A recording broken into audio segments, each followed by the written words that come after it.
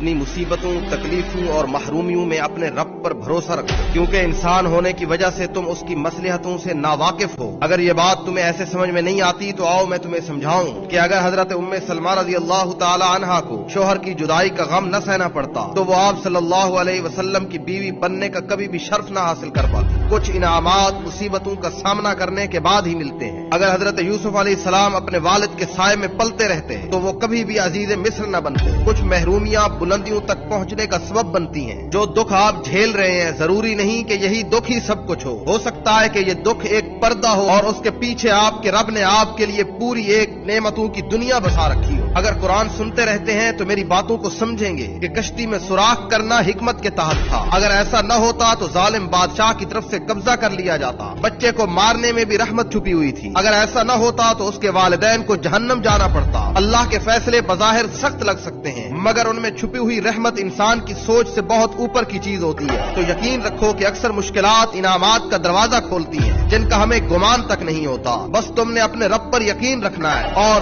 صبر کرنے والوں سے ہونا ہے، کیونکہ آپ کا رب کہتا ہے کہ ان اللہ مع الصابرین، میں اللہ تو صرف صبر کرنے والوں کے ساتھ ہوں۔ اپنی مصیبتوں، تکلیفوں اور انسان کی زندگی میں دو راتیں بڑی اہم ہوتی ہیں۔ ایک شادی کی پہلی رات، دلہا اور دلہن خوشی، تجسس، گھبراہٹ، امید اور خوف سب کچھ ایک ساتھ محسوس کر رہے ہوتے ہیں۔ ایک نئی زندگی کا آغاز ہوتا ہے۔ وہ سوچتے ہیں کہ ہمارا مستقبل کیسا ہوگا، کیا ہماری زندگی خوبصورت ہوگی یا مشکل، ہم خوش رہیں گے یا نہیں، کیا ہم ناکام تو نہیں ہو جائیں گے۔ پھر بھی وہ مسکراتے ہیں کیونکہ یہ اس سفر کی شروعات ہے جس کے بارے میں سب بات کرتے ہیں۔ بالکل اسی طرح انسان کی زندگی میں ایک اور رات ہے، وہ رات جس کا سامنا ہر روح کو کرنا ہے۔ وہ ہے موت کے بعد پہلی رات، قبر کے اندر اکیلے، نہ والدین، نہ دوست، نہ شریک حیات، کوئی ساتھ نہیں سوائے تمہارے اعمال کے۔ شادی سے پہلے خاندان ہمیں سکھاتے ہیں کہ کیسے جینا ہے، کیسے محبت کرنی ہے، کیسے برتاؤ کرنا ہے، کیسے مسائل حل کرنے ہیں اور اس دنیا میں کامیاب کیسے ہونا ہے۔ مگر ہمیں یہ کون سکھاتا ہے کہ قبر کی پہلی رات کا سامنا تم نے کیسے کرنا ہے۔ زیادہ تر لوگ اپنے بچوں کو دنیا کے لیے تیار کرتے کرتے آخرت کے لیے تیار کرنا ہی بھول جاتے ہیں۔ جب تم اس دنیا کو چھوڑتے ہو، جیسا کہ ہر جان نے موت کا مزہ چکھنا ہے، تمہارا جسم کمزور پڑنے لگتا ہے، سانسیں آہستہ ہو جاتی ہیں، تمہارے پیارے تمہارے پاس رو رہے ہوتے ہیں۔ یہ وہ لمحہ ہے جس کا وعدہ اللہ نے کیا کہ کل نفس ذائقۃ الموت، ہر جان کو موت کا مزہ چکھنا ہے۔ پھر تمہارے اوپر سکرات الموت یعنی موت کی سختی طاری ہو جاتی ہے۔ نبی اکرم صلی اللہ علیہ وسلم نے موت کو نہایت سخت اور تکلیف دہ قرار دیا، یہاں تک کہ وہ سختی ایک مومن کے لیے بھی ہے۔ اسی وقت شیطان اپنی آخری کوشش کرتا ہے تاکہ انسان کو اللہ کے بارے میں شک میں ڈال دے۔ نبی علیہ السلام یہ دعا کیا کرتے تھے کہ اے اللہ، میں موت کے وقت شیطان سے تیری پناہ مانگتا ہوں۔ پھر تم فرشتوں کو آتا ہوا دیکھتے ہو، ایک گروہ جو کافر اور گنہگار کے لیے آیا،